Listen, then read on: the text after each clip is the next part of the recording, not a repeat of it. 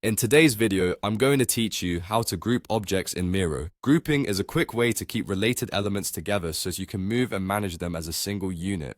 It's perfect for tidy layouts, consistent spacing, and faster edits across diagrams, wireframes, and brainstorming clusters. Start by logging into your Miro account and opening the board where you want to work. Give the canvas a moment to load and make sure you can see the items you want to group. If your board is large, zoom out slightly so everything you plan to include is visible and ensure the standard selection tool is active.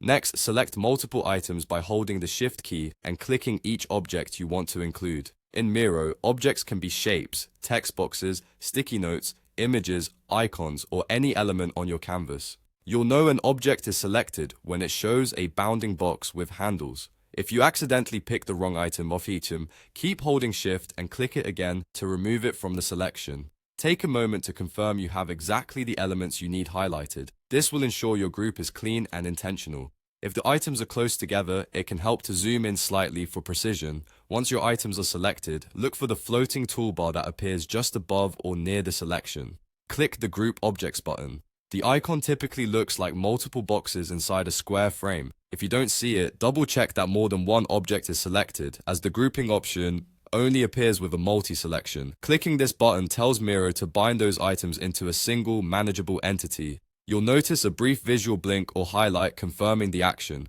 From now on, those objects are treated as a single unit. When you click and drag, they move together. When you resize from a corner handle, they scale proportionally as one. When you rotate, they rotate in sync. Even as you zoom in and out, the group behaves as a cohesive block, making repositioning and alignment much smoother. This is especially helpful when you're arranging complex sections of a board and want to keep spacing and relationships intact. That's all it takes. Open your board, shift-click to select multiple items, and hit the Group Objects button on the floating toolbar. Practice this on a small cluster first, then apply it to larger sets as your boards grow. Grouping streamlines your workflow, preserves structure, and keeps your canvas organized. Thanks for watching and enjoy building cleaner, faster boards in Miro.